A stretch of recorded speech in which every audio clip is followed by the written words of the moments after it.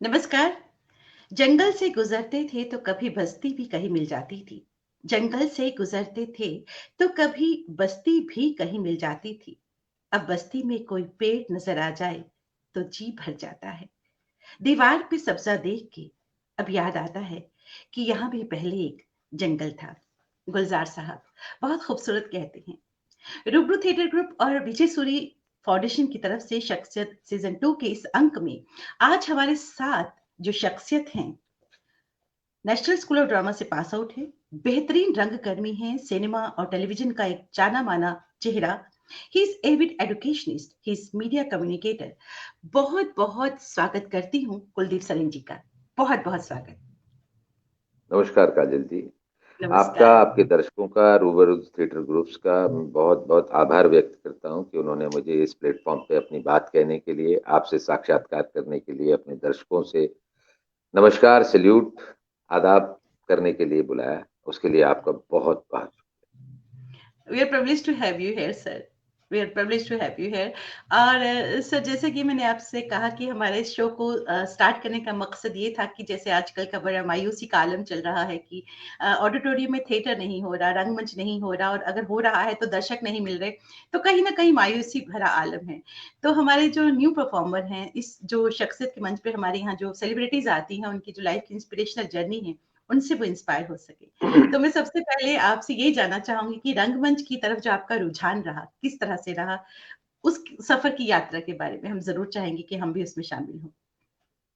जरूर।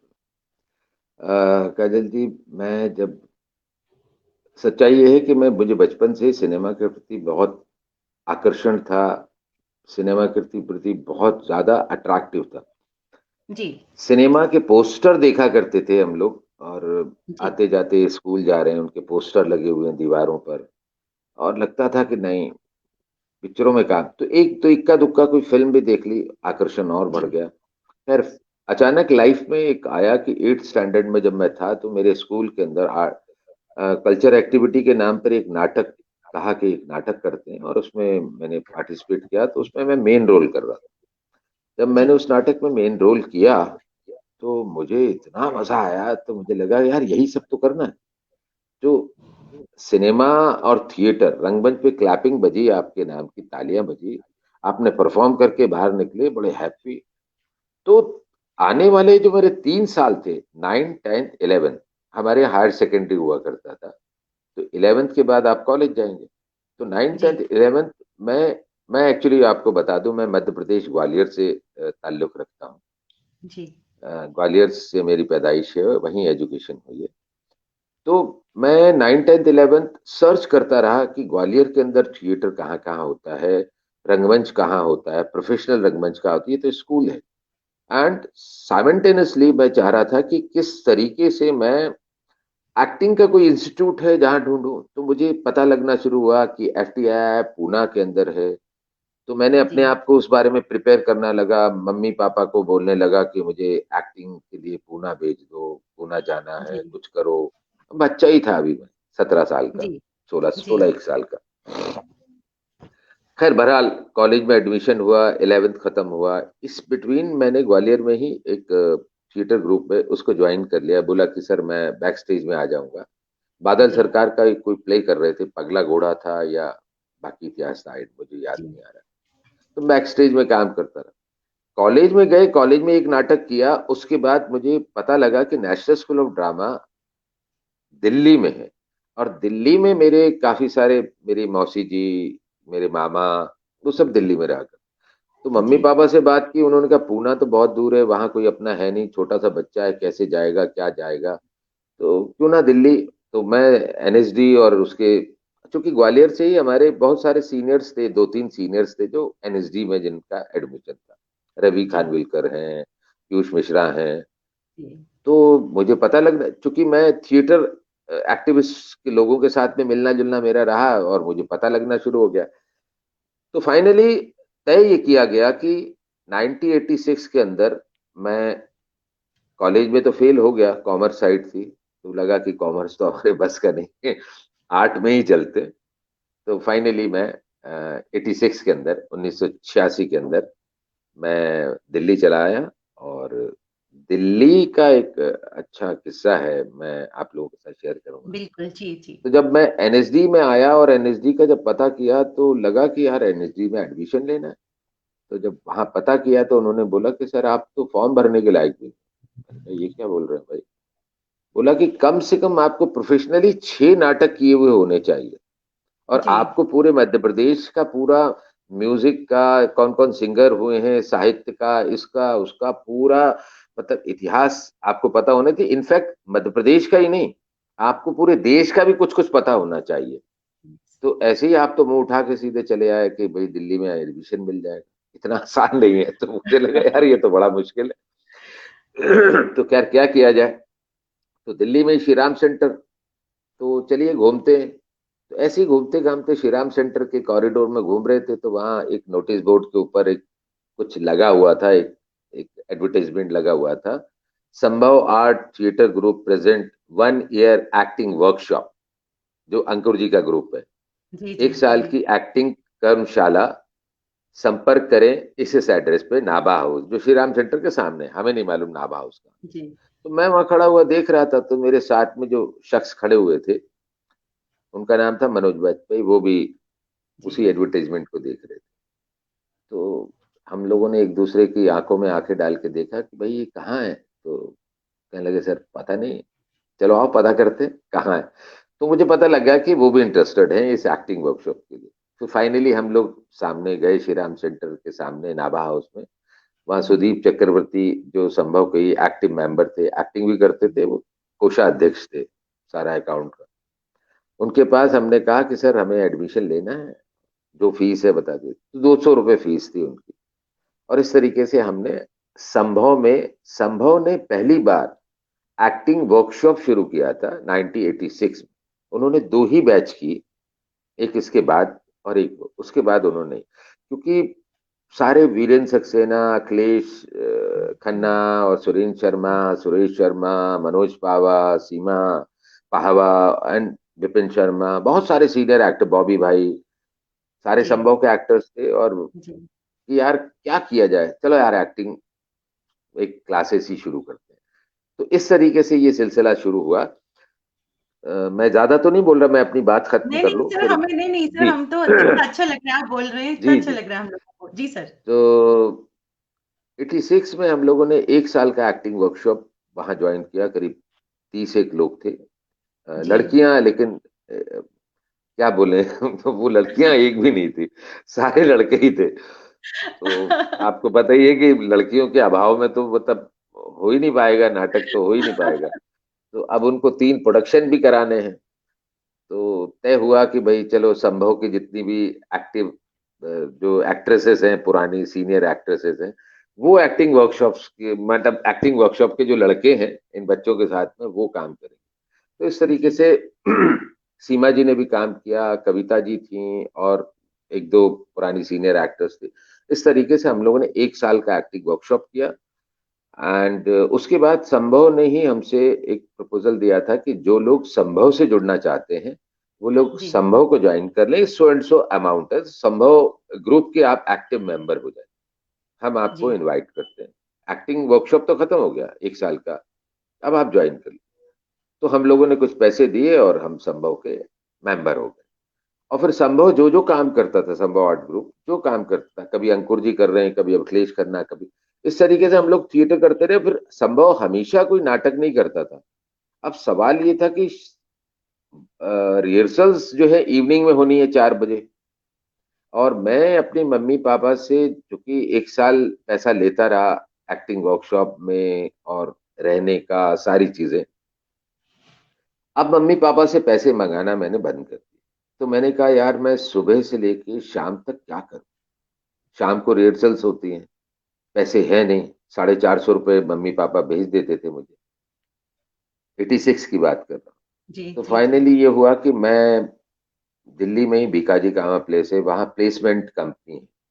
जी, तो कंपनियां हुआ करती थी, तो वो कहते थे कि ये फॉर्म आपको हम दे देंगे और वीकली आपको पेमेंट मिलेगी। पर डे 60 रुपीज मिलेगा, आप सुबह से लेके शाम तक मेडिकल स्टोर के बाहर खड़े होके फॉर्म भर दीजिए। तो वहां से 60 रुपए तो बहुत होते हैं पर डे। तो इस तरीके से मैं वो काम करता रहा, फर्नीचर कंपनी। लेकिन शर्त ये होती थी मेरी कि सर आप कुछ भी कराइए मुझसे, पहले सुबह 8 बजे बुला लीजिए, 7:15 बजे बुला लीजिए, लेकिन मुझे छोड़ 4 बजे, क्योंकि 4 बजे के बाद मेरी कमिटमेंट है थिएटर के साथ। सर मैं यस। वो नहीं छोड़ सकता, जिसके लिए मैं बिल्कुल। इतनी दूर चलकर आया हूँ, सर वो नहीं छोड़ सकता। तो फाइनल ये हुआ कि उन्होंने कहा कि ठीक है आप थिएटर करते हैं, क्या होता है उनको भी बताया कि ये होता है, रंगमंच होता है, एक्टिंग करना चाहता हूँ। तो ये सफर मेरा उस तरीके से शुरू होता होता होता, उसके बाद बहुत कुछ है आगे कहने के लिए। आपका सवाल जैसे जैसे आता जाएगा मैं वैसे वैसे जी, जी। बता। जी, बिल्कुल, बहुत ही इंस्पिरेशनल जर्नी कि किस तरह से आपने थिएटर के साथ-साथ आपने अपना काम भी जारी रखा, जिस तरह से कि पैसे नहीं मँगाए आपने और खुद सेल्फ जी डिपेंडेंट होने की कोशिश की। ये वाक़ई बहुत बड़ी बात है। ये वाक़ई जी डेडिकेशन शो करती है और ये जितने भी न्यू परफॉर्मर अगर हमें देख रहे होंगे, उनको ये तो एक सीखने वाली बात है। और हमारे साथ जी बहुत सारे एस्टीम्ड व्यूअर्स जुड़ चुके हैं, उन सभी का मैं वेलकम कहना चाहूँगी। रेखा सुशील शर्मा हमारे साथ जम्मू से जुड़ चुकी हैं। बेहतरीन अदाकारा हैं और सिंगर हैं। अशोक भौमिक जी हमारे साथ जुड़ चुकी हैं, बहुत-बहुत स्वागत करते हैं अशोक भौमिक जी आपका। जय नारायण कश्यप जी हमारे साथ जुड़ चुके हैं, नौरीन शर्मा जी हमारे साथ जुड़ चुकी हैं, बहुत-बहुत स्वागत करती हूँ, नौरीन जी आपका। हरजीत वालिया जी हमारे साथ जुड़ चुके हैं, बेहतरीन रंगकर्मी रहे हैं दिल्ली में और सिनेमा और टेलीविज़न से जुड़े रहे हैं, बहुत-बहुत स्वागत आपका। श्वेता हमारे साथ जुड़ी हैं, राजीव गिरधर जी हमारे साथ जुड़े हैं, बहुत-बहुत शुक्रिया कहना चाहूँगी मैं आपका। रोहित गुप्ता जी हमारे साथ जुड़े हैं, युवराज शर्मा सर जुड़े हुए हैं हमारे साथ। ओ नेशनल स्कूल ऑफ ड्रामा से बहुत-बहुत शुक्रिया कहना चाहूँगी। धर्म गुप्ता जी हमारे साथ जुड़े हैं, रंगकर्मी हैं। अमरजीत अरोड़ा जी हमारे साथ जुड़े हैं, वरिष्ठ रंगकर्मी हैं। युवराज शर्मा जी आप जुड़े हैं और लिखते हैं, आपके लिए आप पढ़ सकते हैं उन्होंने जो कमेंट लिखा है।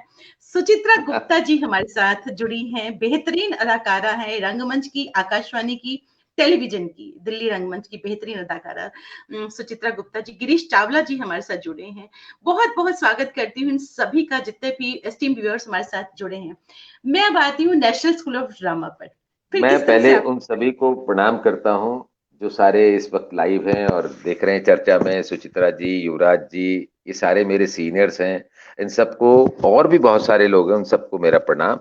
और कोई कोई त्रुटि हो जाए, गलती हो गए तो छोटा बच्चा समझ के माफ कर दें। जी जी। जी जी अब मैं चाहूँगी अब जो आपका नेशनल स्कूल ऑफ ड्रामा का किस तरह से आप आए, फिर आपने किस तरह से आपका एडमिशन हुआ? क्योंकि बहुत मुश्किल आपने कहा था कि 6 नाटक होने चाहिए थे, आप नहीं कर पाए। फिर आपने इतनी मेहनत की, आपने संभव ग्रुप जॉइन किया, फिर आपका एडमिशन हो गया नेशनल स्कूल ऑफ ड्रामा में।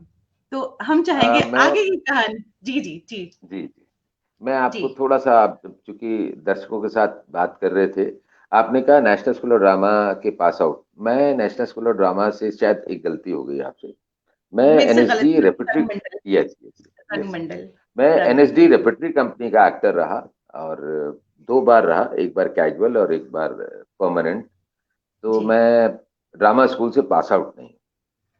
जी, तो मैं ये क्लियर करना था। जी। तो आपका सवाल था कि कैसे एनएसडी के प्रति रुझान और फिर एनएसडी में जाना और वो सारी बातें। और जी रंगमंडल हम में कर भी जो उस वक़्त थे, दिग्गज थे, लेजेंडरी थे, जो जी चीफ़ थे जी जी वहाँ पे, मैं वो चाहूँगी कि जी आप हमें वहाँ का अनुभव हमसे ज़रूर शेयर करें। संभव संभव के साथ साथ, संभव में तो हम काम कर ही रहे थे, संभव के साथ जी, साथ में दूसरे अमेच्योर थिएटर जैसे अमिताभ अमिताभ दास गुप्ता जी हैं, जी। और हुँ, भी बहुत सारे लोग अलग अलग रंगमंच कर रहे हैं दिल्ली में रहकर। तो कभी हम इनके साथ काम कर रहे हैं, कभी उनके साथ काम कर रहे हैं। इन्हीं इन बिटवीन एक्ट वन भी, चूंकि एन के शर्मा जी का जी, जी, शुरू जी, हो गया था, तो उन्हीं के उनके इनिशियली शुरुआत कैसे हुई और पीछे क्या है, इन बिटवीन ही, चूंकि मैंने बताया कि पैसों का बहुत अभाव था, और जी, एनएसडी रेपेट्री कंपनी के या एनएसडी ड्रामा स्कूल के बच्चों के जो स्टूडेंट प्रोडक्शंस होते थे, जी, लगातार हम जाया करते थे और देखते थे। तो वो हमारे लिए, हमारा थिएटर जो हम करते थे, थोड़ा सा गरीबी वाला थिएटर, मतलब अभाव में थिएटर जो जिस तरीके का होता है जी, कि जी, एनएसडी जी, रेपेट्री की तरह एकदम लाविश और सारी चीजें चकाचक तो हो नहीं पाती थी। तो वो बहुत प्रभावित करता था एनएसडी रेपेट्रीज के प्लेस। और नो डाउट कि उसमें बहुत ही फंटास्टिक एक्टर लोग, बहुत सीनियर एक्टर लोग काम कर रहे होते थे। उन जी, सबको शत शत नमन है, बहुत बेहतरीन एक्टर हुआ करते थे। तो देखा करते थे। तो बात चली कि एनएसडी रेपेट्री में कैजुअल एक्टर्स की जरूरत है, 89 की बात कर। फ्रिट्ज बेनिविट नहीं, रॉटनी मेरिट आए थे। रॉटनी मेरिट, यस यस, हम्म, रॉटनी मेरिट हम्म, आए थे। करोड़ी मार्को एक प्ले था। तो उसके लिए कैजुअल एक्टर चाहिए, तो हम सबसे पहले तो फॉर्म भरने वाले में मैं था कि भाई जल्दी से फॉर्म भर देते हैं। उनकी शरण में रहेंगे, उन सारे सीनियर्स की छत्र छाया में रहेंगे, उनके काम करने का तरीका देखेंगे, एनएसडी रेpertory का काम करने का तरीका बहुत नजदीक से जानने को मिलेगा कि ये जी, एक करेक्टर को बनाते कैसे हैं सीनियर एक्टर। और डायरेक्टर के साथ इंटरेक्शन होगा, क्योंकि फॉरेन डायरेक्टर है, ऐसा नहीं फॉरेन डायरेक्टर तो कुछ कुछ खास बात होगी, मतलब जो जी, भी डायरेक्टर है वहां पर, तो इनके साथ जुड़ने का मौका मिलेगा। तो जी, मैंने इमीडिएटली फॉर्म भरा और मेरा सिलेक्शन हो गया, कैजुअल आर्टिस्ट आप आ जाए, 2,500 रुपये आपको सैलरी मिलेगी। 2,500 रुपये तो बहुत बड़ी बात है हम लोगों के लिए, मुफलिसी में जो थिएटर कर रहे हैं, और वो भी फुल टाइम करने का मौका मिल रहा है, तो इससे अच्छी क्या बात है। तो करोड़ी मार को एक प्ले हुआ था, तो मैं कैजुअल आर्टिस्ट था उन दिनों। एंड उसके बाद में करोड़ी मार्को के बाद उन्होंने मेरा एक्सटेंड कर दिया और बोला 2 और प्ले हैं तो आप कंटिन्यू कर ली। इस तरीके से 6 महीने मैंने वहाँ काटे, फिर भगा दिया गया कि नहीं सर आपका कॉन्ट्रैक्ट पूरा, आप गाइड। फिर वही मेडिकल स्टोर के बाहर खड़े होके फॉर्म भर रहे हैं आप, मैडम क्या ले रहे हैं, अच्छा यहाँ टिक करो, यहाँ टिक करो, फिर शाम में आके थिएटर। ये सफर यूं ही चलता रहा।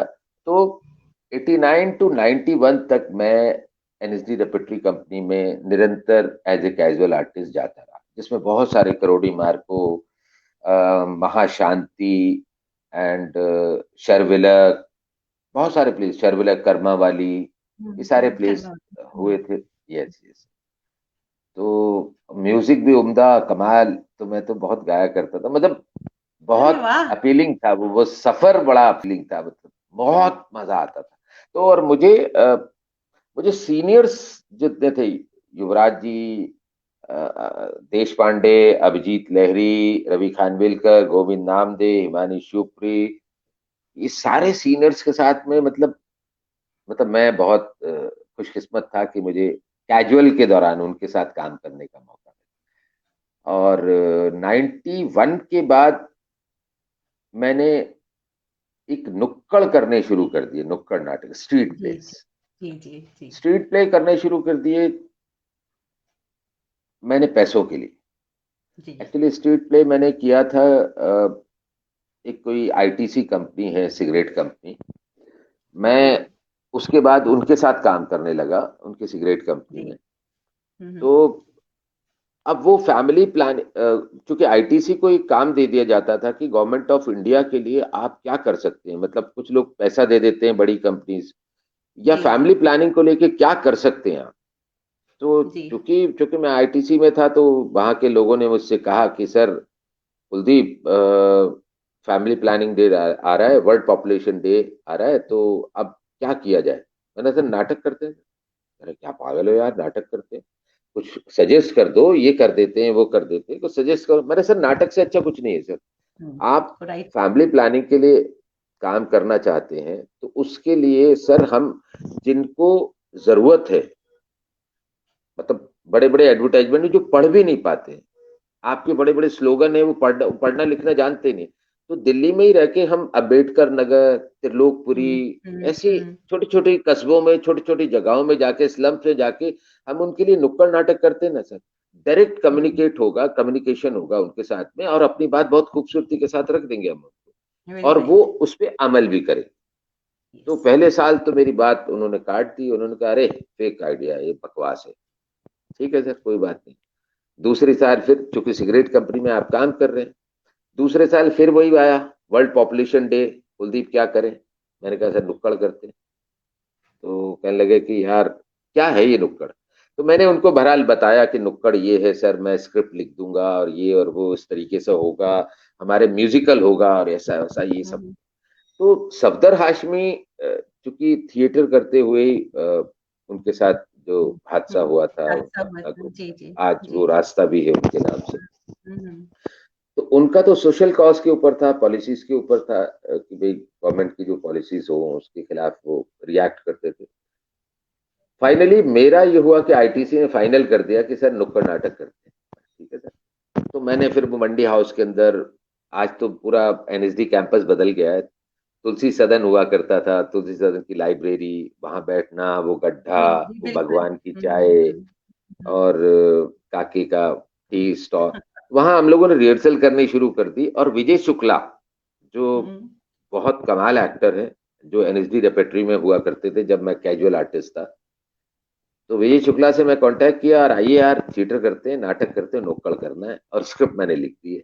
तो हम लोगों ने फिर वो नाटक जो है म्यूजिकल ड्रामा बना के फैमिली प्लानिंग के ऊपर, आईटीसी के कहने पर, स्पॉन्सर्ड बाय आईटीसी, हमने 6 जगहों पर दिल्ली में किया। हाँ।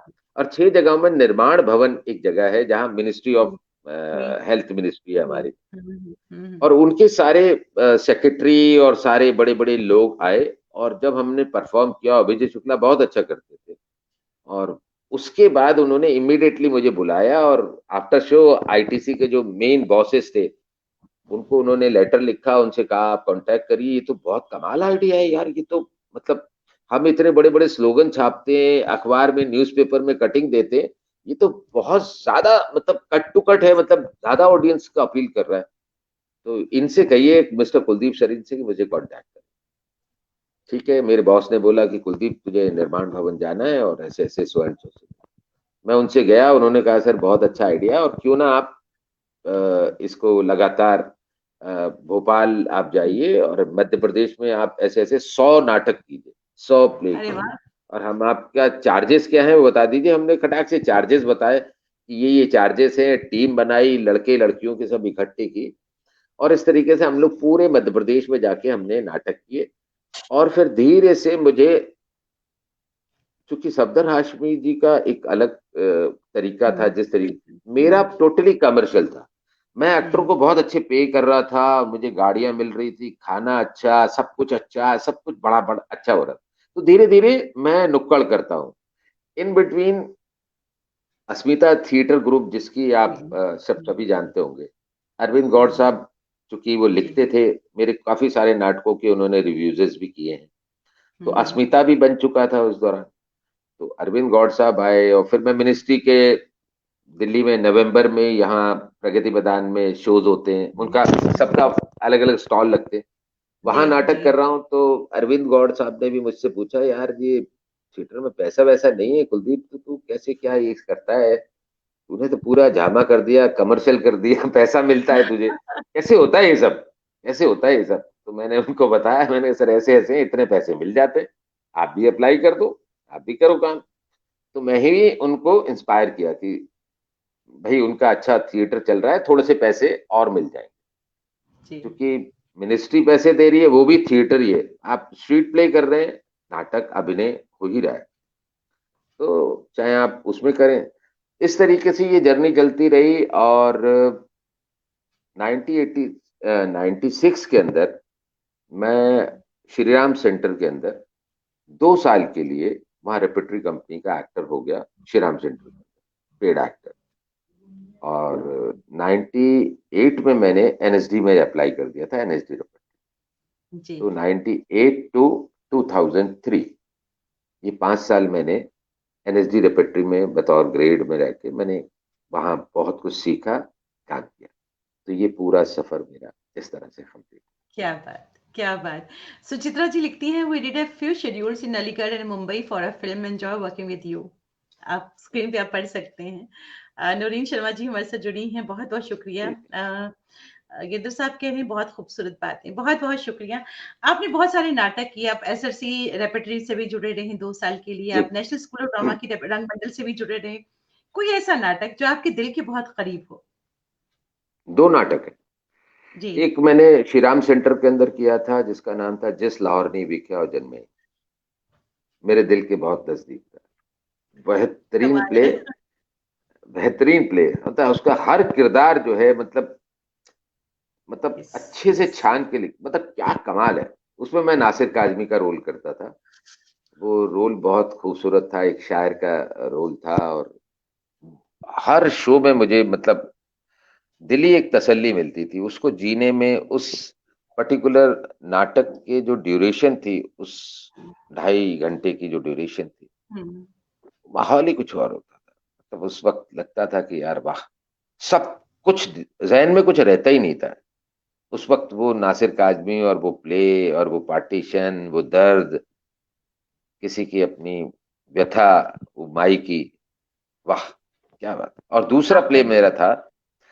दूसरा प्ले मेरा था एनएसडी रेperटरी के अंदर, एक सपना, जो भगत सिंह की लाइफ के ऊपर था, उसके कुछ दस्तावेज थे भगत सिंह ने उसमें। मैंने एग्जैक्टली कहेंगे तो भगत सिंह का रोल नहीं, लेकिन भगत सिंह के ही जो चीजें थी, उसकी जो आइडियोलॉजी थी, उन्हीं को ही पोर्ट्रे किया था। और वो एक जी पागल विक्षिप्त व्यक्ति है, जो भगत सिंह की आइडियोलॉजी को लेके और पूरे मंच पर, मतलब पूरी शहर में घूम रहा है उसकी आइडियोलॉजी को लेके, वसुधैव कुटुंबकम, और युवाओं पे भी उसने बहुत कुछ कहा। तो वो मेरे दिल के बहुत करीब। तो ये दो नाटक मेरे सबसे पसंदीदा। और बहुत चैलेंजिंग आपको कौन सा नाटक लगा? आपको लगा वाकई बहुत चैलेंजिंग है ये करेक्टर बहुत चैलेंजिंग है, कोई ऐसा? सच कुछ याद पड़ता नहीं है, क्योंकि हमारे सामने हमारे गुरु लोग होते थे, वो तराश देते थे, करवा मतलब करवा वाकई। लेते थे, तराश देते थे हमें। हम तो मिट्टी है सामने, ये कर लो वो कर लो। हाँ, थोड़ी जद्दोजहद तो करनी पड़ती है, आप लाइनों के साथ याद करने के प्रोसेस में, करेक्टराइजेशन में, आप यस। पीछे की सारी चीजें रिकॉल करते हैं, आपकी लाइफ में क्या क्या घटा है। हमारे डायरेक्टर लोग, हाँ ये याद आ गया मुझे। जब हम लोग एक्टिंग वर्कशॉप कर रहे थे संभव के साथ में, 3 साल, 1 साल का एक्टिंग वर्कशॉप, तो उसमें रॉबिन दास के साथ हमने एक प्ले किया था, मध्यम व्यायोग, भास का एक नाटक। जी भास ने लिखा था वो नाटक, जी संस्कृत जी क्लासिक थिएटर में। तो वो उस नाटक के दौरान, क्योंकि एक्टर्स बहुत सारे थे, अब उसको कैसे सबको रोल देना है, तो कास्ट कास्ट तो छोटी सी है, अब सारे एक्टर को कैसे कैसे यूटिलाइज करना है। तो जी रॉबिन दास की अपनी खासियत है किस तरीके क्या करना है। तो उसमें एक मध्यम जो होता है, मतलब 3 भाई हैं, मध्यमा जो है उसकी कहानी थी। तो जी मध्यमा जब रोल प्ले करेगा, तो उसका इनर इनर साइड जो होती है ना, एक पॉजिटिव होता है, एक नेगेटिव होता है। तो यस। उन्होंने कहा यार ऐसे करते हैं, 2 एक्टर बच रहे हैं, कुलदीप सरीन और मनोज वाजपेयी, कि 2 एक्टर को कहाँ फिट किया जाए। तो उन्होंने कह दिया कि कुलदीप तुम इस मध्यमा जो करेक्टर है उसके पॉजिटिव साइड हो, और मनोज वाजपेयी नेगेटिव साइड है। तो मध्यमा परफॉर्म करेगा, तो उसके अंदर क्या क्या चल रहा है वो आप फिजिकली अपने मूवमेंट से किस तरीके से करके उसको परफॉर्म करिए, दर्शकों को पता लग जाएगा कि मध्यमा के अंदर क्या चल रहा है। तो इस तरीके से वो समझ नहीं आ रहा था कि क्या करवा रहे हैं रॉबिंदा, क्योंकि हम लोग तो बिल्कुल नए थे ना इस तरह का नाटक, और इनर क्या होता है और इनर साइड से क्या करना है। 18 19 साल 20 साल का लड़का, और समझ में, और ज्यादा थिएटर देखा भी नहीं है, 86 में आए थे, 86 की बात कर रहा हूं मैं आपसे। तो ये मतलब थोड़ा सा टफ सा था, और समझ नहीं आ रहा था कि करवाना क्या चाह रहे हैं वो एक। बाकी ऐसा कुछ लगा नहीं। जी जी। रंगमंच की अगर मैं बात करूं, रंगमंच से जुड़ी कुछ सुनहरी यादें, कुछ हादसे आप अगर हमसे शेयर करना चाहें। अ, हादसा एक बड़ा हुआ था श्री राम सेंटर में, जब हम परफॉर्म कर रहे थे। हम्म। सतीश आनंद जी का प्ले था, प्ले का नाम था पुरुष। जी तो मैं, एक रोल था, उस रोल को करने, गुमान सिंह जो मेन नेगेटिव कैरेक्टर है बड़ा, तो वो करना चाहता था। और मैंने वो नाटक पूरा तैयार कर, मुझे लगा था कि मुझे कास्ट करेंगे, और मतलब ऑडिशन जैसा तो नहीं था, लेकिन सबसे स्क्रिप्ट पढ़वाई जाती है, मुझसे भी पढ़वाई गई, पढ़ दिया, सब कुछ हो गया। और मैं बहुत जेलस था, वो रोल मुझे नहीं मिला। और ये मेरे मित्र हैं राजेंद्र नेगी, उनको दे दिया गया वो रोल कि सर आप करें। तो मैं तो सतीश आनंद पे बहुत खफा हो गया, मैंने कहा यार आप, आपकी निगाह पार की है नहीं। ये रोल तो मुझे मिलना चाहिए यार, आपने दे दिया भोले वाले आदमी को। चलो खैर कोई बात नहीं है। जब उन्होंने दे दिया तो क्या हुआ कि जैसे पहला शो तो हो गया, अब उसके बैक टू बैक शोज हैं, 3 4 शो हुआ करते थे। पहला नया नाटक है, 4 शो। जी तो सर दूसरा शो हुआ, तो दूसरे शो के दौरान जब वो परफॉर्म कर रहा था, और अभी इंटरवल भी नहीं हुआ था, परफॉर्म करते करते उसको पता नहीं मिर्गी का दौरा आ गया, उस एक्टर को। और वो ओह वहां पर डायलॉग बोलते बोलते धीरे से कोलैप्स हो गया और इसके बाद गिर गया। गॉड। हम सारे एक्टर को समझ में नहीं आया ये क्या। अब फटाफट कर्टन डाला, दर्शकों से रिक्वेस्ट की कि भाई 1 मिनट, थोड़ी देर का मध्यांतर है।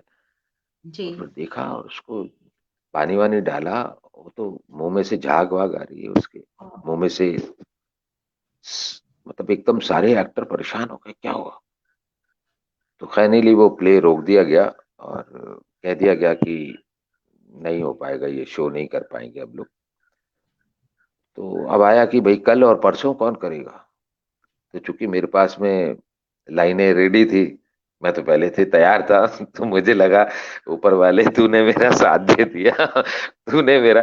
तो फिर सतीश आनंद ने बोला भाई इसकी लाइनें किसको याद है। मैंने कहा सर आपने देख ही नहीं थे सर, रेडी खड़ा हूँ मैं, रेडी खड़ा हूँ सर, सारी ब्लॉकिंग मुझे पता है सर। एक एक चीज मैं पीछे बैक स्टेज में खड़े होकर यही तो करता रहता हूँ, आप देखते ही नहीं हो सर। तो कहने ये लगे सिर्फ करेगा। मैंने कहा हाँ। डेडिकेशन डेडिकेशन है सर, तो ये तो। ये हाँ हाँ बहुत हाँ, क्योंकि डेडिकेशन है, सिर्फ सिर्फ अपना ही करेक्टर को नहीं देखना, बाकी के करेक्टर्स को भी आप उतना ही अपने हाँ, अंदर यस देखो। यस यस यस यस, सामने वाला एक्टर कैसे फेंक रहा है, लाइन किस नोट पे फेंक रहा है, बहुत सारी चीजें गिव एंड टेक है ना, ये तो रिस्पॉन्स का खेल है, एक्शन का रिएक्शन है ये तो सारा।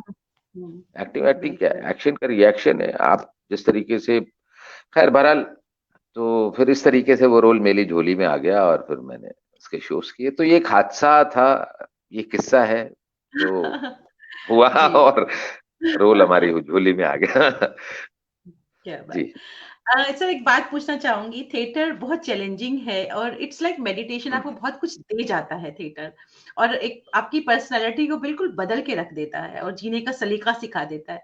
लेकिन अगर हम दूसरी तरफ से देखें तो बहुत मुश्किलात हैं, बहुत चैलेंजेस आते हैं।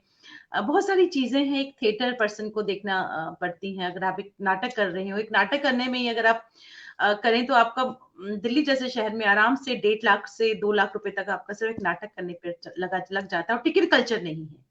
आप क्या कहेंगे एज एन एक्सपर्ट? वैसे आपने सब कुछ कह दिया है, मेरे दिल की बात। काजल जी, इसमें ना मैं अलग अलग प्लेटफॉर्म पे अपनी बात रखता रहा हूँ, हमेशा रखता रहा हूँ, और पूरी ऑनेस्टी के साथ में। जिस तरीके से मेरे काफी सीनियर्स हैं जो राष्ट्रीय नाट्य विद्यालय के हैं, आपके साथ जुड़े हुए हैं। अ, मुझे लगता है कि जो एक टाइम पर जो कि मिनिस्ट्री ऑफ कल्चर से आपको ग्रांट मिल रही है, एनएसडी, एनएसडी में स्टूडेंट एक्टिंग सीख रहे हैं, उसका पूरा सेटअप है, रेperटरी कंपनीज के प्ले हो रहे हैं, लाखों रुपए के प्लेज हो रहे हैं। वहीं पर अमेच्योर थिएटर करने वाला बाहर का आदमी है, सबको पता है ये कितना अभाव में, कितनी मुफलिसी में वो आदमी थिएटर करने वाला actor, director, yes. Musician, music director, and वो सारे लोग, मतलब कि आप, आपके पास में ऑडिटोरियम के पैसे नहीं है बट आपको नाटक करना है, डायरेक्टर हैं आप। तो ऐसी स्थिति में मुझे ये लगता है कि चूंकि मिनिस्ट्री ऑफ कल्चर जो इतनी सारी ग्रांट दे रही है, किसको दे रही है, ये एनएसडी को दे रही है। हालांकि काफी सारे थिएटर ग्रुप्स हैं जिनको वो मिला करती है, ग्रांट मिला करती है, लेकिन सबको नहीं मिलती। मेरा कहना सिर्फ ये है कि हमारी मिनिस्ट्री ऑफ कल्चर को, या मिनिस्ट्री ऑफ कल्चर या एनएसडी को जो पैसा दे देती है, एनएसडी को इनिशिएटिव लेना पड़ेगा, क्योंकि उनकी निगाह के सामने, कम से कम दिल्ली की बात कर रहा हूं मैं, दिल्ली के अंदर जो अमेच्योर थिएटर करने वाला आदमी है उसको हॉल का किराया दे दे, हॉल एनएसडी बुक करा दे, ताकि वो इज्जत से कम अपने एक्टर को पैसा नहीं दे पाता तो थोड़ा सा कुछ अच्छा तो कर पाए। लगातार निरंतर, क्योंकि होता यह है कि आज आपने एक नाटक किया, फिर आप 6 महीने तक नाटक ही नहीं कर पा रहे। आपको मेरी, आपका वीडियो, हेलो, जी। हेलो, ये आपका वीडियो जी चला सर, गया। जो हम डिजिटल प्लेटफॉर्म पे होते हैं तो कभी कभी नेटवर्क धोखा दे जाता है। कोई बात, तो ये कोई ऐसा बात, चलता रहता है, बहुत छोटी सी बात है। जी कोई सर। बात।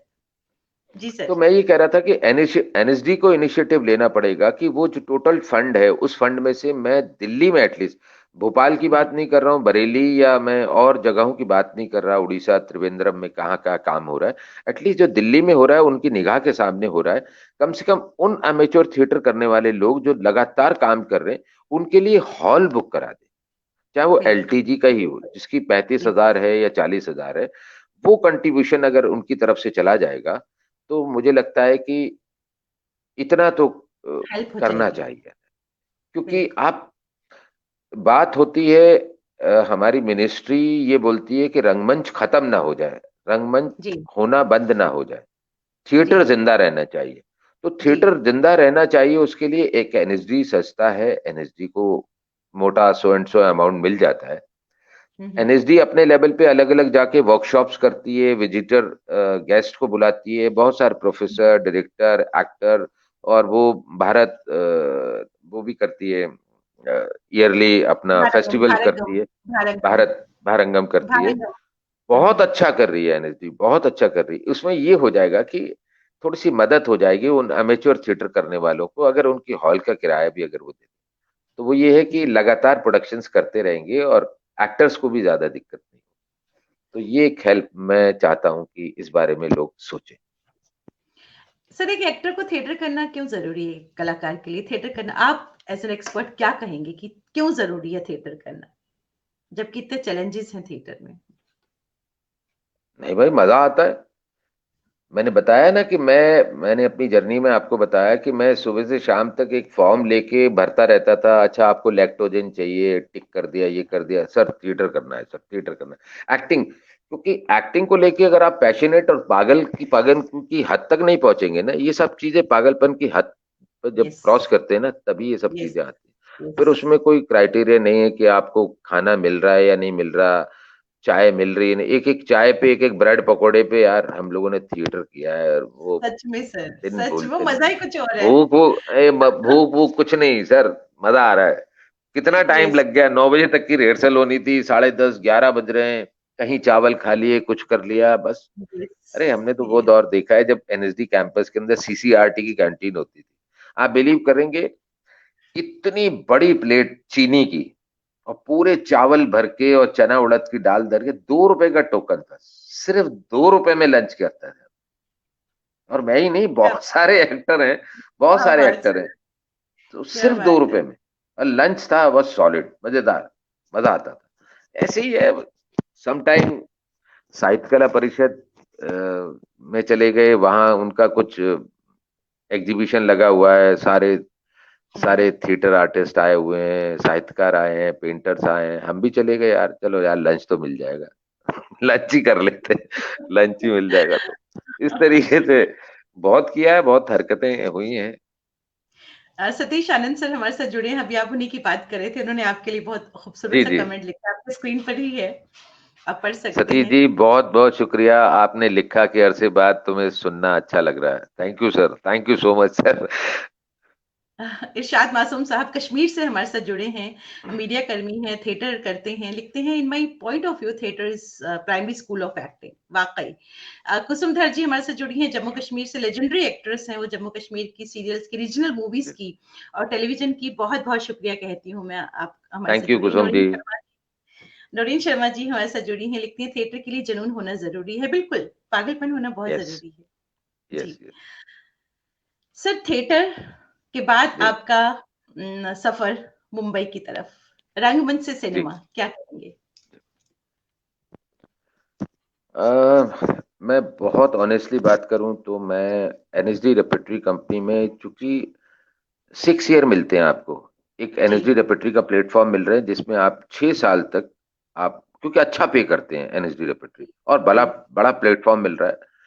जी। तो इस 6 साल के दौरान अगर वहां पर टाइम पीरियड अगर नहीं होता ना काजल जी, क्योंकि मेरी फैमिली दिल्ली में थी, मेरे छोटे छोटे बच्चे थे, और जी। मैं एनएसडी रेpertory में बहुत खुश था, मेरी फैमिली बहुत सेटल चल रही थी, बहुत अच्छा चल रहा था सब कुछ, मुझे मजबूर होना पड़ा बॉम्बे जाने के लिए। क्योंकि मैं एक हद तक पहले सिनेमा को बहुत बहुत सिनेमा के लिए पागल था मैं, लेकिन जब मैंने जी। एनएसडी रेpertory में काम करना शुरू किया तो मुझे लगा यार इससे अच्छी क्या जगह होगी।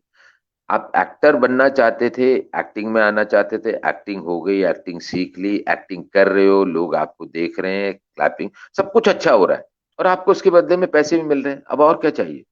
पर ठीक है, नहीं किया सिनेमा, जरूरी थोड़ी कि हर आदमी सिनेमा पे ही जाना चाहता, वो तो वो सब खत्म हो गया था मेरा। लेकिन मेरी मजबूरी ये थी कि उन्होंने कहा कि नहीं सर, छोड़ना पड़ेगा। तो छोड़ना है, वो एक तलवार लटकी हुई है, अब क्या किया जाए। और बाहर आके अमेच्योर थिएटर करेंगे तो हम इस पे लंबी चर्चा कर चुके हैं कि बाहर हम्म, 1 रुपया भी नहीं है, पैसा है ही नहीं। नहीं। तो क्या किया जाए, मजबूर होना पड़ा। तो 2004 में मैं,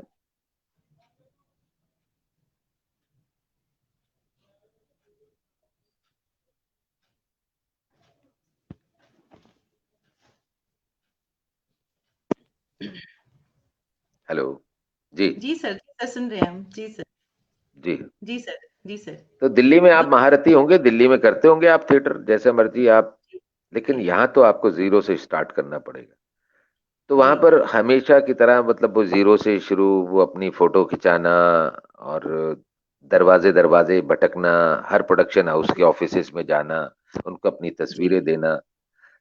तो जब उनको तस्वीरें दिखाते थे कि ये देख लीजिए, वो एक तस्वीर, दो तस्वीर ले लेता था। तो हमें कहते थे सर ये वेरिएशन है, ये भी ले लो यार, हो जाए मतलब हमारा किसी तरीके से, मतलब जी, हमें फिल्म में काम दे दो। तो 8-8 तस्वीरें दे दिया करते थे, फिर उसका रीप्रिंट और इस तरीके से आ, मुझे बॉम्बे जाके छोटे छोटे रोल मिलने इमिडिएटली शुरू हो गए। हम्म, मतलब मैं बॉम्बे गया, शुरुआत तो एक्चुअली दिल्ली से ही शुरू हो गई थी। डॉक्टर चंद्र प्रकाश द्विवेदी जी की एक फिल्म थी पिंजर, उसमें छोटा रोल, उन्होंने कहा बॉम्बे आ जाना। तिग्मांशु धूलिया एक चरस फिल्म कर रहे थे, मैं एनएसडी रेपेट्री में था, तो उन्होंने कहा कि चल आजा, बॉम्बे तो आना ही है तुझे, तो आजा एक छोटा सा रोल करते हैं। कर लिया काम, तो कुछ कनेक्शन लोग जानते थे, मेरे को एक्टर्स बहुत सारे बॉम्बे में स्टैब्लिश थे। लेकिन हाँ, इतनी क्लैरिटी थी कि बॉम्बे में जाने के बाद हर आदमी अपनी मदद करता है, तेरी क्या मदद करेगा, तो उसको लेके बहुत सारी क्लैरिटी थी कि कोई कुछ मदद करने वाला नहीं है, अपनी मदद खुद ही करनी है और दरवाजे दरवाजे प्रोडक्शन हाउसेस के भागना है और जी, तस्वीरें बांटनी है। मुझे जी, काम मिलता रहा, छोटा छोटा छोटा छोटा, और सफर चलता रहा। जी। मैं ये जानना चाहूंगी कि आपका सिनेमा से भी आपका जुड़ाव रहा, टेलीविजन आपने बहुत कम किया, और खासतौर पर जो आपने काम किया, जो आपका सीरियल आता रहा, बहुत मकबूल हुआ और उससे आपको बहुत मकबूलियत मिली आपको। लेकिन आपने क्राइम पेट्रोल। टेलीविजन जी, क्राइम पेट्रोल, जी, जी, जी, क्राइम पेट्रोल, बहुत ही मकबूल सीरियल, बहुत बहुत बहुत मकबूलियत मिली आपके करेक्टर को उस सीरियल से, क्या कहेंगे आप? मैं तो थैंक यू दर्शकों का। और मैं आपका पहले सवाल से आता हूँ कि टेलीविजन करना नहीं चाहता था, सच बात। जी, जी, मुझे जी, लगता था कि मैं टेलीविजन के लिए फिट नहीं हूँ, क्योंकि जहां भी जाते थे प्रोडक्शन हाउसेस में, अब बुरा मत मानिएगा, थिएटर वाले हैं ना, तो वो पक पका के जाते थे, बिल्कुल अजीब से थिएटर वाले जिस तरीके के होते हैं ना।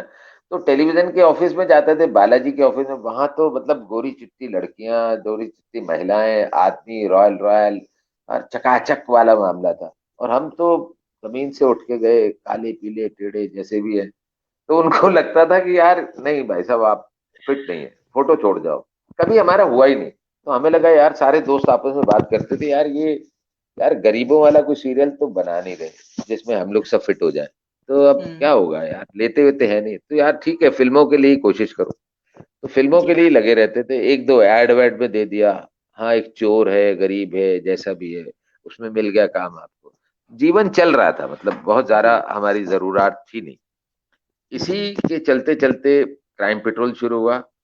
और क्राइम पेट्रोल में ऐसे ही मैंने एक ऑडिशन दे दिया उनका, ऑफिसर का, पुलिस कॉप हुँ, का। हुँ, क्योंकि लोग कहते हैं और मुझे भी लगता है कि एक आवाज मेरी और एक मेरा एटीट्यूड, वाक़ई, मेरी वाक़ई, मुस्टैच, मेरी मुस्टैच, मेरा डील डॉल, ये सारी चीजें एक कॉप, एक आर्मी ऑफिसर, क्योंकि लोग मुझे कहते भी थे you are army officer, you are a cop, आप पुलिस वाले हैं। तो मुझे लगता था कि यार हाँ, कुछ ऐसा लगता है, एटीट्यूड में भी बहुत सारी, तो मैं फिट हो गया। तो जी, इनिशियली क्राइम पेट्रोल हम लोग 3 पुलिस ऑफिसर्स के साथ शुरू हुआ था। एक मुस्लिम कोई एक्टर हैं, बहुत अच्छे एक्टर हैं वो, मैं और कोई एक तीसरा था। तो काफी सालों तक क्राइम पेट्रोल करते रहे, और क्राइम पेट्रोल तो सर देखते देखते मैम, मतलब आप, इतना खूबसूरत ट्रू स्टोरी होती थी उनकी। और आजकल हर आदमी को सच्चाई देखना है, ये सच्ची घटना है, तो और इंटरेस्ट बढ़ जाता। और जिस तरीके से शूट करते थे उसको, कमाल था। तो क्राइम पेट्रोल की वजह से वो मुझे ऐसे ऐसे बड़े बड़े एक्टर मिले। आप, मैं आपके मन से डायरेक्ट बोल रहा हूँ, ऐसे ऐसे लोग मुझे मिले, तो सीनियर एक्टर जिनको मैं देखा करता था सिनेमा में, वो कहते थे यार कुलदीप तुम बहुत अच्छा रोल करते हो यार क्राइम पेट्रोल में, सच है यार। मतलब कुछ हमें भी, मैं मतलब मैंने कहा सर क्या बात कर रहे हैं सर आप, यार हम भी करना चाहेंगे कुछ, हमारे लिए भी कोशिश करो यार। तब मुझे पता लगना शुरू हुआ कि क्राइम पेट्रोल, और इन बिटवीन ही टेलीविजन के ऊपर भी ना वो सास बहू वाला जो चकाचंग अमीर अमीर और खूब सारा मेकअप करके जो, जी तो जी अब जी। इस तरह के सीरियल बनने शुरू हो गए कि हाँ हरियाणा बैकग्राउंड पे एक सीरियल बन रहे हैं, अगले जन्म वही बिटिया ही की, जो हम्म गरीब किसान दलित छोटी हम्म। जाति के लोग। जी। हम्म। तो अगले जन्म में बिटिया की जो वो सीरियल शुरू हुआ, उसमें वो छोटी बिटिया है, उसके फादर का जी रोल मुझे मिला था। जी। वो दलित, विदाउट मेकअप, गरीब सा यस। आदमी, वही थिएटर वाले, तो एकदम से हो गया मेरा कि हाँ चलो आप करें। तो वो एक सीरियल किया मैंने, और फिर क्राइम पेट्रोल, तो क्राइम पेट्रोल किया तो फिर मैं क्राइम पेट्रोल का इंस्पेक्टर होके ही रह गया। मतलब बहुत मजा आता था। फिर एक लंबी बात है, शायद लंबा हो जाएगा इसलिए बताना नहीं जी चाहता। जी। नहीं नहीं, आप बताइए बताइए। जी सर। टेलीविजन इतना इतना पॉपुलर शो था, और उसको देखने के बाद ना मुझे सिनेमा, मतलब जो फिल्में बन रही हैं उसके लिए भी मुझे कॉल आनी शुरू हो गई कि सर एक इंस्पेक्टर का रोल है, ये कर लीजिए हमारी फिल्म में। तो मैंने कर लिया। जी दूसरी फिल्म में भी रोल, इधर क्राइम पेट्रोल चल रहा है। तो ऐसा हुआ कि जब हम लोग शाम में, इवनिंग में दोस्त लोग मिला करते थे, बॉम्बे की बात कर रहा हूँ, हम्म। तो अब जैसे कि मैंने बताया काफी सारे लोग जो है वो देखा करते थे, और काफी ने तो कह दिया कि यार हमारे लिए भी बात करो। और काफी लोग जेलस होता है, एक मन में होता है। और हो सकता है वो ऑनेस्टी के साथ बोल रहे हो, तो काफी एक्टरों ने बोला कि यार कुलदीप यार जगदीश राज बन जाओगे क्या। जगदीश जगदीश राज एक एक्टर थे, अनीता राज के जी जी जी जी पापा हैं, जी। कि पुलिस का जगदीश रोल राज हो करते थे। जाओगे क्या। हाँ पुलिस का रोल, वो तो पुलिस का ही रोल करते रहे, 500 फिल्मों में पुलिस का रोल किया। हम्म। जगदीश राज बनना है क्या, यू आर वर्सेटाइल एक्टर, यार कहाँ फंस रहे हो इन सब चक्करों में यार, क्राइम पेट्रोल भी कर रहे हो, पिक्चरों में भी, यार तुम। अब वो दिमाग में बात घूम गई कि यार जगदीश इफ्तिकार बनोगे, वो यही करते रहे जीवन भर। जी जी। तो अब उनको, अच्छा वो साइड बाय साइड वो भी लगे हुए थे कि कहीं ना मिल जाए उनको, वो भी ऑडिशन देते थे, बट उनको मिल नहीं रहा है। अब उनको मिल नहीं रहा है, और ये कहानी मुझे पता नहीं है, लेकिन वो बोल रहे, अच्छा ये मेरे दिमाग में उन्होंने डाल दिया जी। कि you are a versatile actor, और थिएटर में हमने अलग अलग किस्म के रोल किए ही है, तो अब क्या हम्म। किया जाए। तो एक मोमेंट आया, तो मैंने उनसे जो ऑफिस था क्राइम पेट्रोल वालों का, उनको कहा कि सर मुझे माफ कर दो सर, मैं अब क्राइम पेट्रोल आगे कंटिन्यू नहीं करूंगा। कह रहे भाई सर क्या दिक्कत है, कोई प्रॉब्लम है आपको। मैंने कहा नहीं सर, मेरे से हो नहीं पाएगा सर, बहुत हो रहा है। उन्होंने कहा पैसे बढ़ा देते हैं सर, पैसे का इश्यू है, पैसे बढ़ा देते हैं आपके। मैं कहा नहीं सर वो बात नहीं है सर, मुझे नहीं करना है सर, मुझे क्राइम पेट्रोल।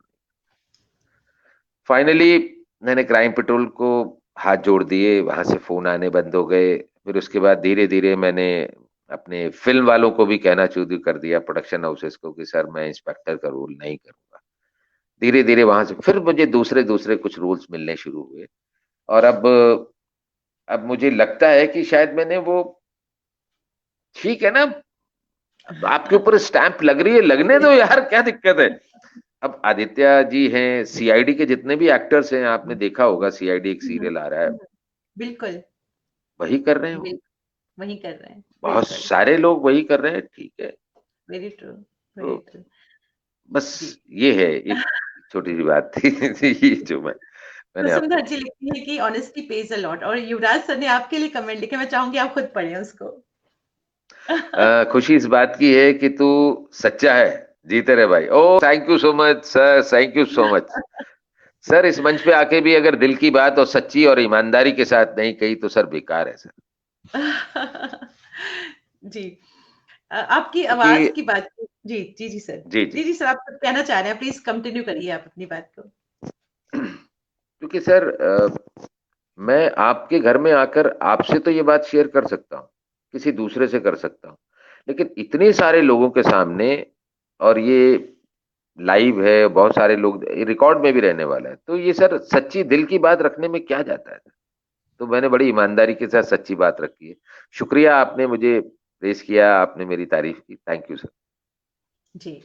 सर, जी। आप आवाज़ आपकी वाक़ई बहुत खूबसूरत है। डिक्शन की बात करें, आवाज़ की बात करें, बहुत ही खूबसूरत आवाज़। और डिक्शन, जब हम थिएटर करते हैं, आप थिएटर पढ़ाते हैं, आप ट्रेनिंग देते हैं, आपने कई सेलिब्रिटीज़ को, कई एक्टर्स को आपने ट्रेन किया है। तो आवाज़ और डिक्शन और ये ट्रेनिंग जो आप दे रहे हैं, क्या कहेंगे? लेकिन मैं रेडियो स्टेशन का, मैंने आकाशवाणी में गया था, वहां से मैं फेलियर हूँ। मेरी आवाज को पसंद नहीं किया गया था। तो ये अब हम इतिहास में नहीं जाएंगे कि अमिताभ साहब और ये और वो सब छोड़िए। पर ठीक है, उनका अपना पैमाना है, पैमाना है, उन्होंने देखा होगा, पता नहीं कोई मीटर होता होगा कि आवाज अच्छी नहीं है, ठीक है, कोई बात।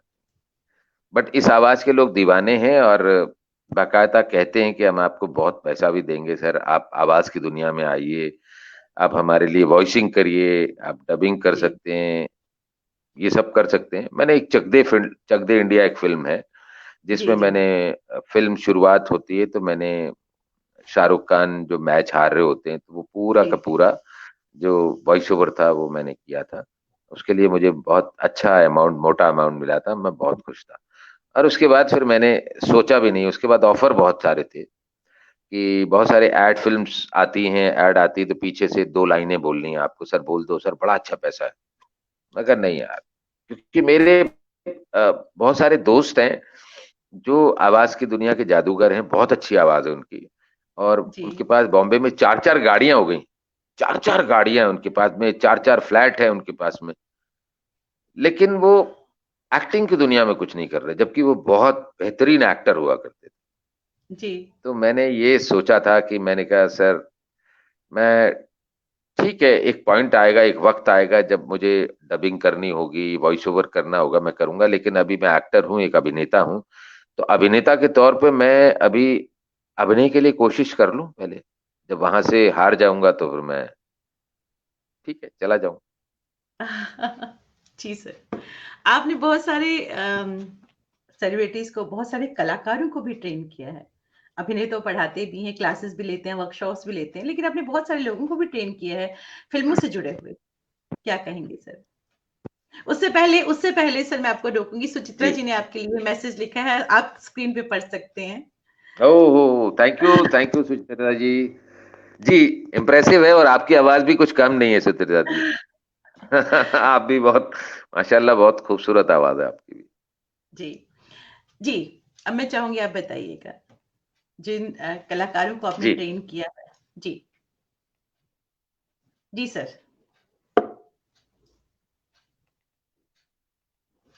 जी सर।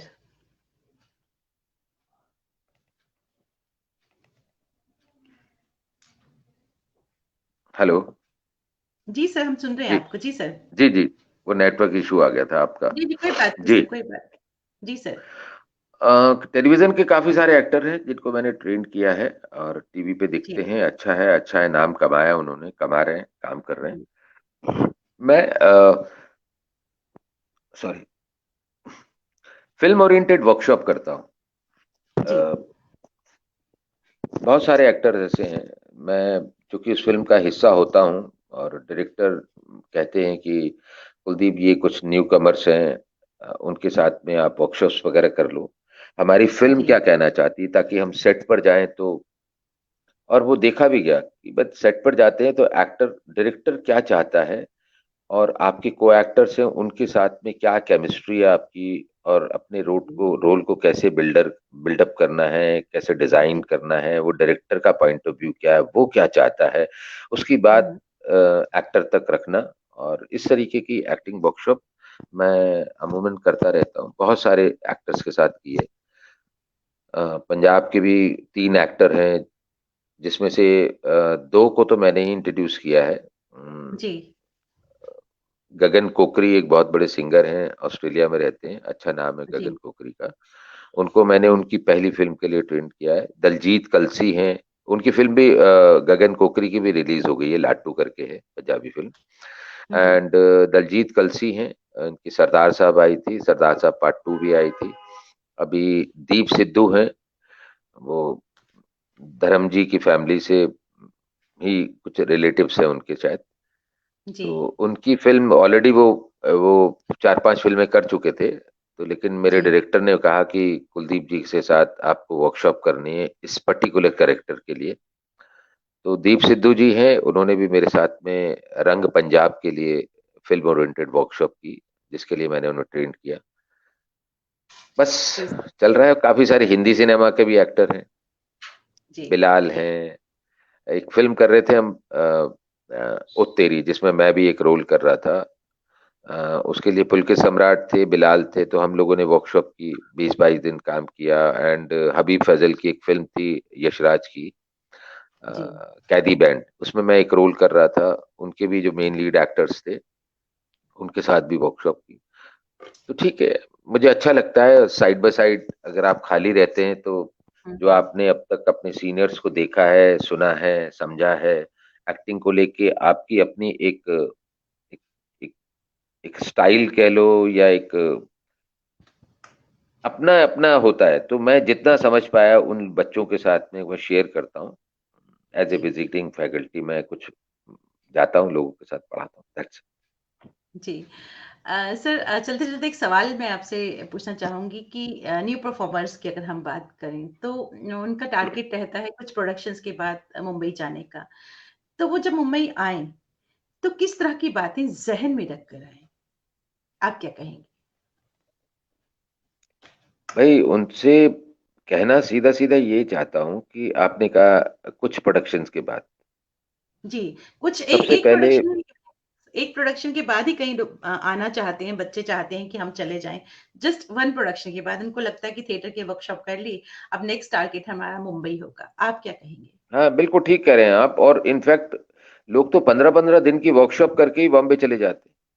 जी। तो मैंने लिटरली, आपको यकीन नहीं होगा काजल जी, मैंने दिल्ली रोहिणी का एक लड़का है जो, मैं बॉम्बे में एक प्ले कर रहा था ताजमहल का टेंडर। जी। जी। तो उसमें देखा वो मुझे चाय देने आया, वो लड़का बहुत स्मार्ट था, बहुत स्मार्ट लड़का था। और वो खड़ा हो जाता था, मुझे लगा कि शायद ये भी हमारे मतलब इस प्ले का हिस्सा है, या साथ में एक हुँ। स्पेस है, वहां भी एक नाटक की रिहर्सल होती है। मुझे लगा उनका एक लड़का है और क्राइम पेट्रोल में मुझे देखता है, हेलो सर, सर चाय हुँ। आपके लिए। तो होता है ना, आपके जूनियर्स वगैरह होते हैं जो, हुँ, हुँ। तो वो आपको चाय वाय दे के रेस्पेक्ट करते हैं। 2-3 दिन चलता रहा, और तीसरे दिन मैंने कहा यार तू कहाँ है, तू मतलब अंदर बैठता नहीं है रिहर्सल में। बोला सर मैं यहाँ रिहर्सल में नहीं हूँ।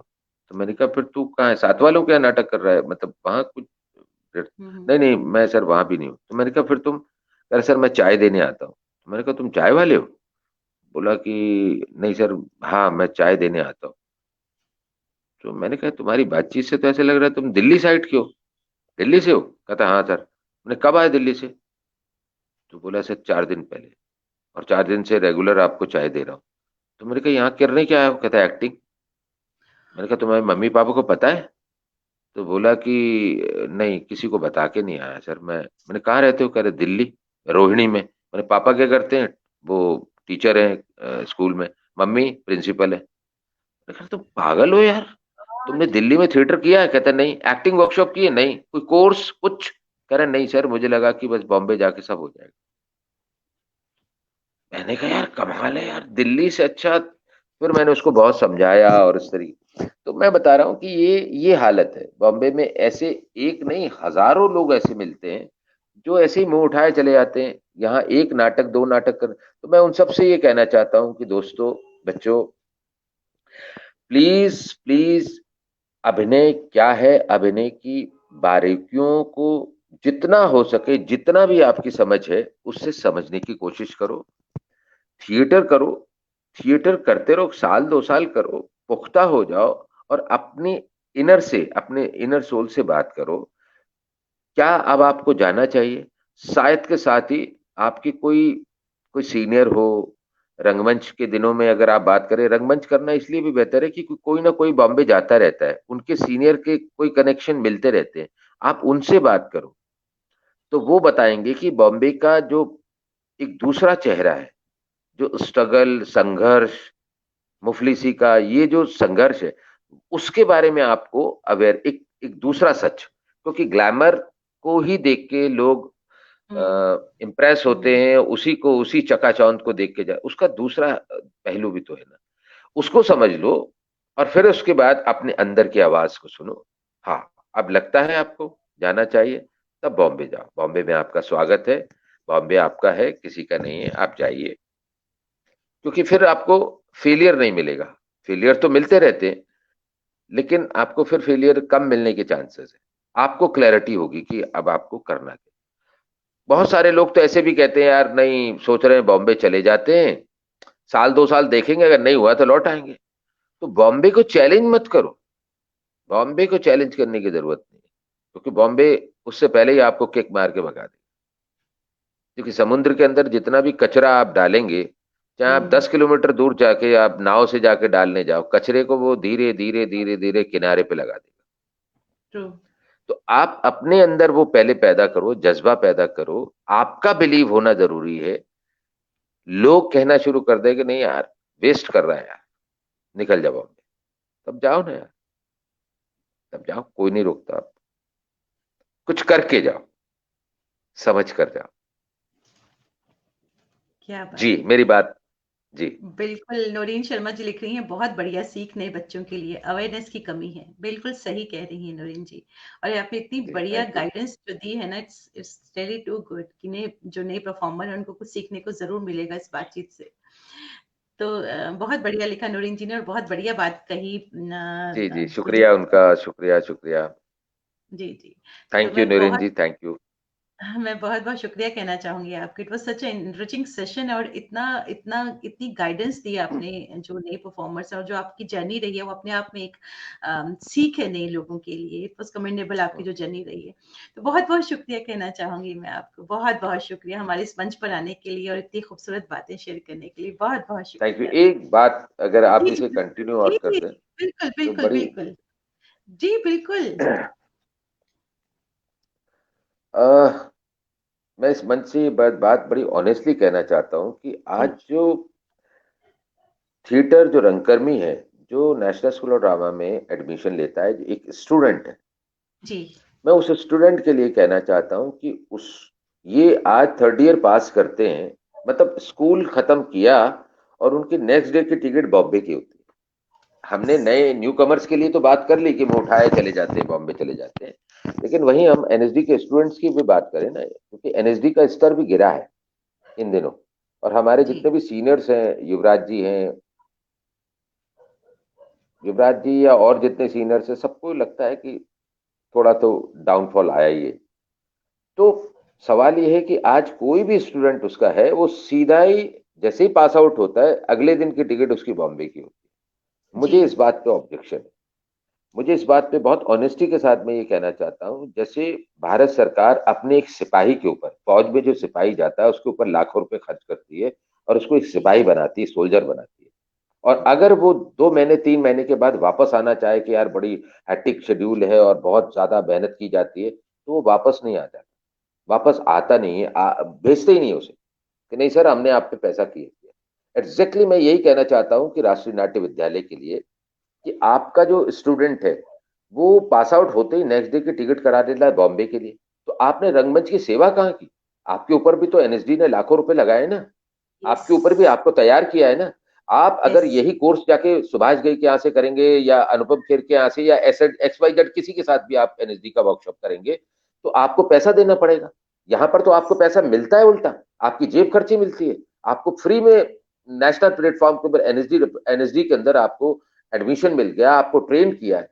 उसके बाद आप नेक्स्ट डे जाके सिनेमा की सेवा करने के लिए चले जाते हैं। तो आपने अपने क्षेत्र में, आप चाहे बरेली से आए हैं या जम्मू से आए हैं या त्रिवेंद्रम से आए, कहीं से भी आप आए, भोपाल से आए, आप उस छोटे से कस्बे में जाइए ना, वहां के लोगों को, वहां के लोगों में थिएटर की चीजें पैदा करिए, उनको, थिएटर वालों को प्रमोट करिए, वहां के जितने भी नए लोग हैं उनको जाके सीख पैदा कीजिए, उनको ट्रेन करिए, उनके साथ वर्कशॉप्स करिए। आप उसके लिए तो काम नहीं करते और आप नेक्स्ट डे की टिकट करा देते हैं बॉम्बे के लिए। क्यों? तो आपने एडमिशन ही क्यों लिया एनएसडी में? तो फ्री में कोर्स हो रहा था इसलिए।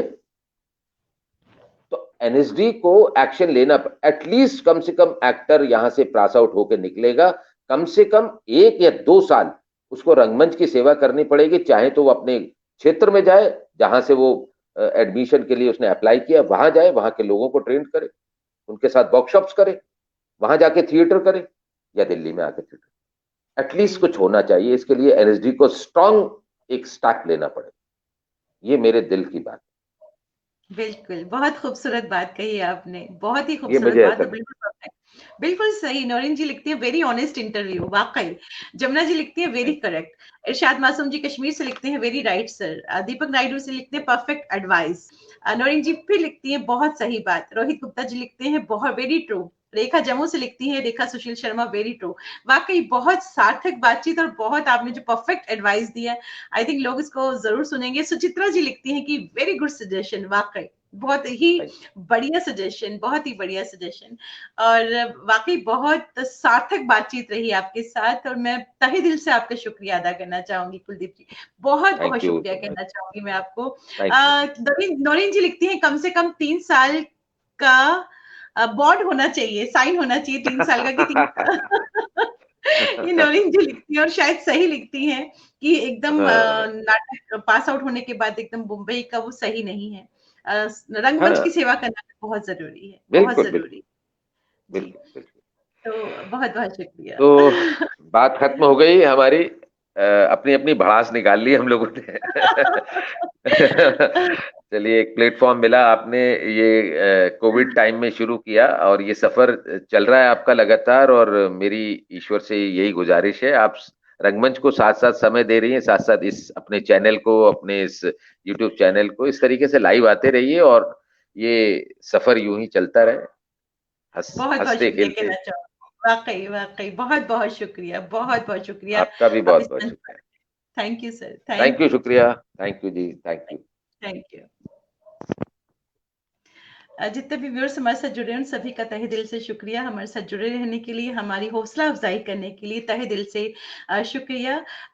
शख्सियत का अगला अंक कल शाम को 7 बजे, जिसमें हमारे साथ होंगे जाने माने रंगकर्मी हैं। आपने उनको बहुत सारी फिल्मों में और बहुत सारे टेलीविजन सीरियल्स में देखा है, लेकिन बेहतरीन रंगकर्मी है। नेशनल स्कूल ऑफ ड्रामा से ये पास आउट हैं, इसमें कोई गलती नहीं है मेरी। जिस तरह से Kuldeep sir national school of drama के रंगमंडल से थे, इश्तियाक खान साहब हैं कल हमारे साथ, जो नेशनल स्कूल ऑफ ड्रामा से पास आउट भी हैं, बेहतरीन रंगकर्मी हैं और टेलीविजन सीरियल्स में एक नाम है। तो बहुत-बहुत शुक्रिया कहना चाहूँगी और चाहूँगी कि कल आप फिर से हमारी हौसला अफ़ज़ाई कीजिएगा और इश्तियाक खान साहब जो कल हमारे साथ शख्सियत में हैं, उनकी जर्नी से हम रूबरू होते हैं। तब तक के लिए नमस्कार और शुभ रात्रि।